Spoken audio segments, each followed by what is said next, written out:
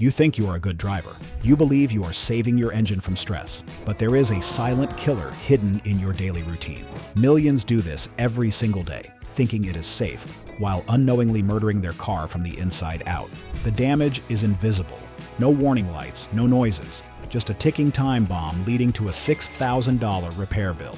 We are exposing the single habit, destroying your engine. You are likely doing it right now. Are you ready to hear the truth? Lugging the engine. The habit is called lugging.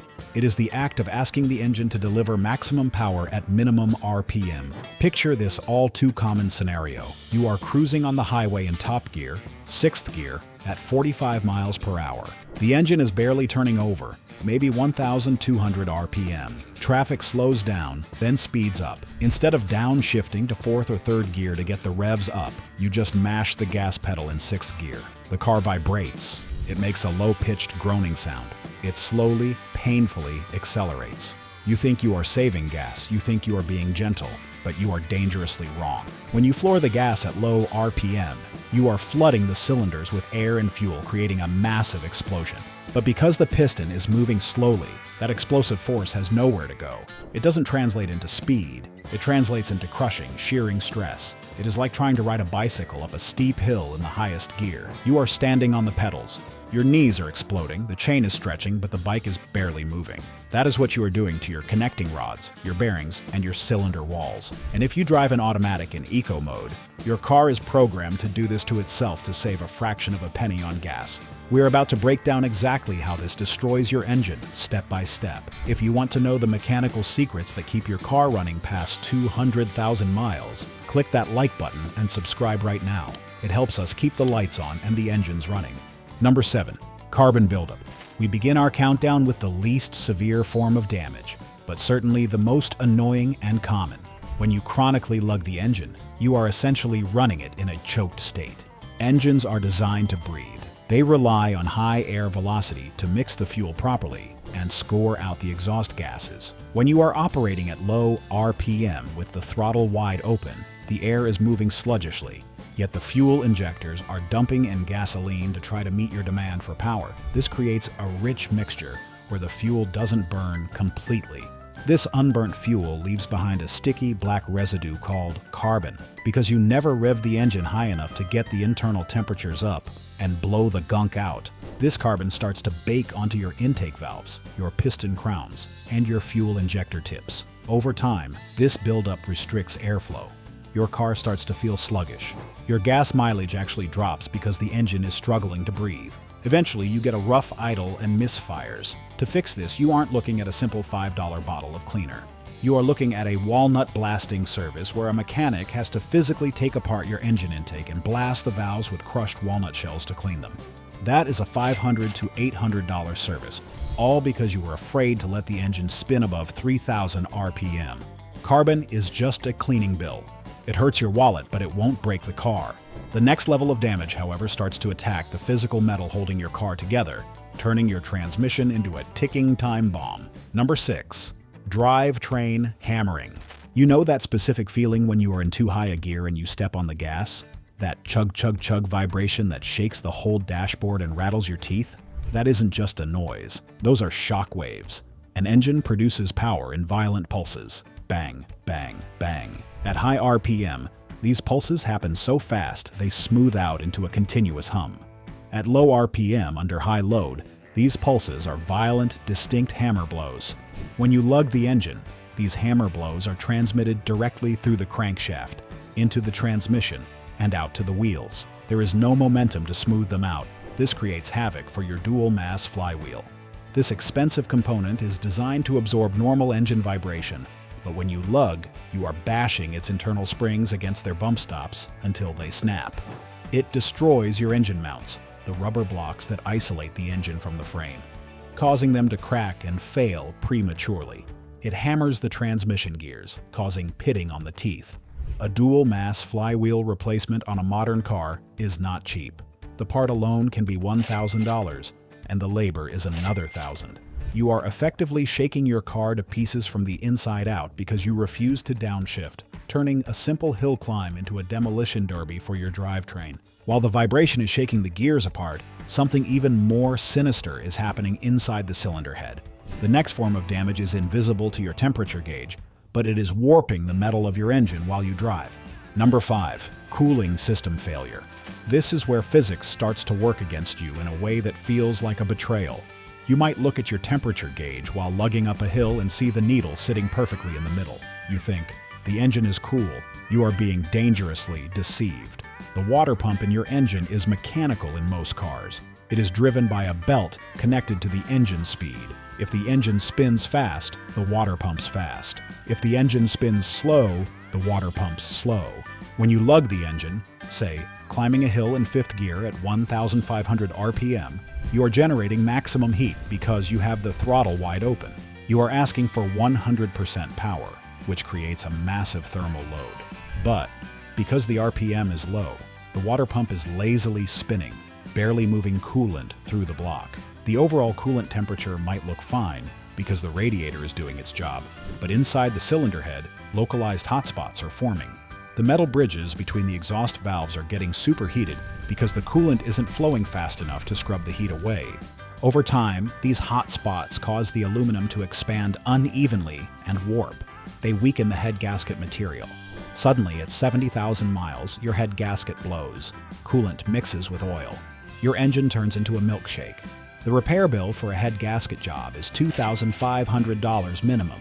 You cooked your engine from the inside out, all while the temperature gauge said everything was fine. I have to ask you a critical question, and I want you to be absolutely honest.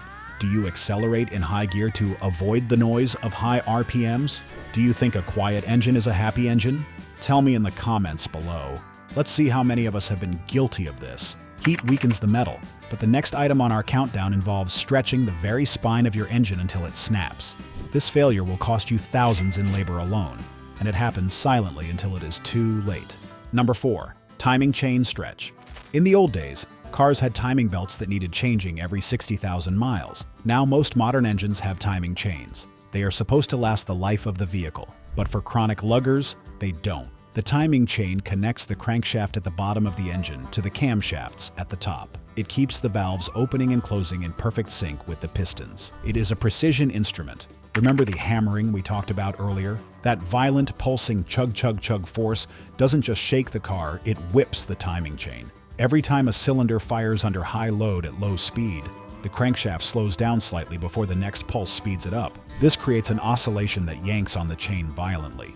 Imagine holding a heavy metal chain and having someone yank the other end hard, repeatedly. Eventually, the metal links begin to deform. They elongate. This is called chain stretch. When the chain stretches, the engine timing gets sloppy. The valves open a fraction of a second too late. The engine runs poorly. The check engine light comes on with a cam/crank correlation error. On many modern engines, like those from Audi, BMW, or the Ford EcoBoost, the timing chain is located at the back of the engine, against the firewall. To replace it, the mechanic has to remove the entire engine from the car. We are talking about a 30-hour labor job. The bill can easily reach $4,000, all because you didn't want to downshift to pass that truck. A stretched chain is a disaster, but at least the engine still runs. The next phase of destruction involves the most critical fluid in your car, failing to do its job, leading to direct metal-on-metal contact. Number 3. Oil film collapse.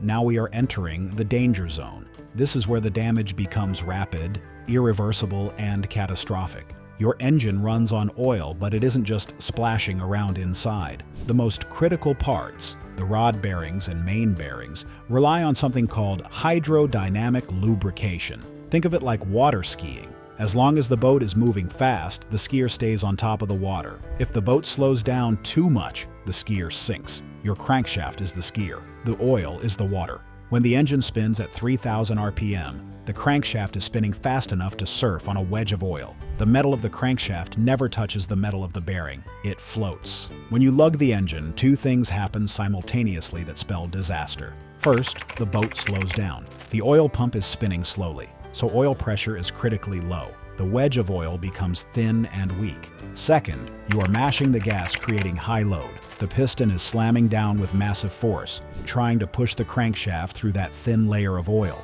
The force of the piston becomes greater than the strength of the oil film. The film collapses. Metal touches metal. The crankshaft grinds against the soft bearing material. It wipes the bearing out. You might not hear it immediately, but you are shaving microns of metal off every time you do it. Eventually, the bearing creates a gap. You start to hear a knock, knock, knock sound deep in the engine. That is rod knock. The engine is trash. You cannot fix it in the car. You need a rebuild or a replacement engine, costing upwards of $5,000. Rod knock is a slow death, but the next reason is a violent physical destruction of the cylinder walls that happens when the piston loses its balance and starts fighting the block itself. Number 2. Cylinder scoring.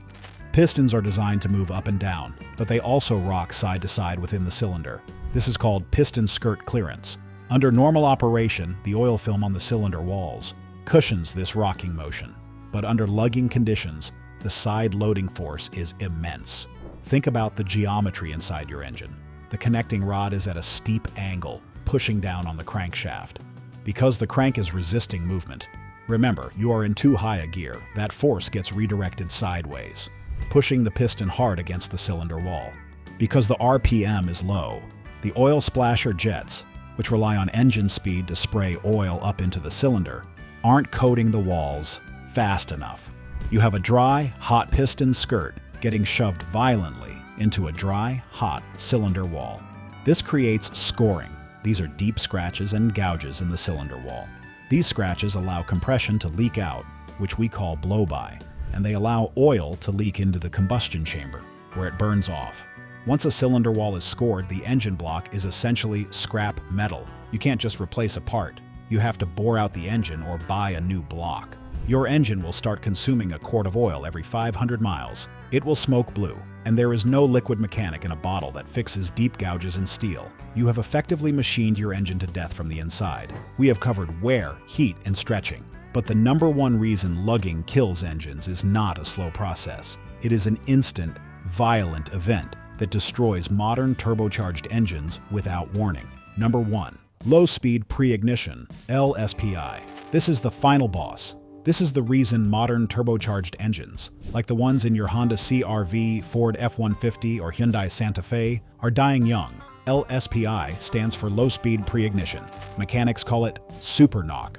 This phenomenon happens exclusively when you lug a direct-injected, turbocharged engine. Here's the nightmare scenario. You are at 1,500 RPM. You floor it. The turbocharger spools up and shoves massive amounts of air into the cylinder. The fuel injectors spray fuel directly in. Because the piston is moving so slowly, the fuel and air have a long time to hang around in the hot cylinder. Suddenly, a droplet of oil or a piece of hot carbon ignites the fuel before the spark plug fires. This happens while the piston is still moving up on the compression stroke. So you have the momentum of the car pushing the piston up and a massive premature explosion trying to force the piston down. These two unstoppable forces collide. The pressure inside the cylinder spikes to huge levels, sometimes 3 times the normal limit. It is not a slow wear, it is an instant explosion. It breaks the ceramic off the spark plug. It cracks the piston ringlands. It bends the connecting rod like a pretzel. It sends the rod through the side of the engine block. 1 second you are driving to the grocery store in eco mode. The next second, there is a loud bang, smoke, and oil all over the road. Total engine destruction, not repairable. You need a tow truck and a credit card with a $10,000 limit, avoiding the mistake. So how do you avoid this $10,000 mistake? It is simple. Rule number 1, the half throttle rule. If you need to press the gas pedal more than halfway down to accelerate, you are in the wrong gear, downshift. If you are in an automatic, press the pedal hard enough to force the transmission to kick down, or use the paddle shifters to drop a gear manually. Rule number 2, respect the red line. An engine is designed to use its entire rev range. Once a drive, merge onto the highway and let the engine rev out to 5,000 RPM or higher. This Italian tune-up generates the heat and airflow needed to blast carbon deposits off your valves. Rule number 3, never lug uphill. Hills are the enemy of low RPM. Gravity is pulling you back. If you are climbing, keep the revs high. Driving gently doesn't mean driving slowly. It means understanding that your engine needs speed to create the oil pressure that protects it. Don't let the pursuit of 1 extra mile per gallon cost you the price of a new engine. Shift down, rev up, let it breathe. If this video opened your eyes to a bad habit, hit that like button. And if you know a grandpa driver who lugs his engine everywhere, share this video with them before they destroy their bearings. Subscribe for more mechanical secrets and keep your engines running smooth. I'll see you in the next one.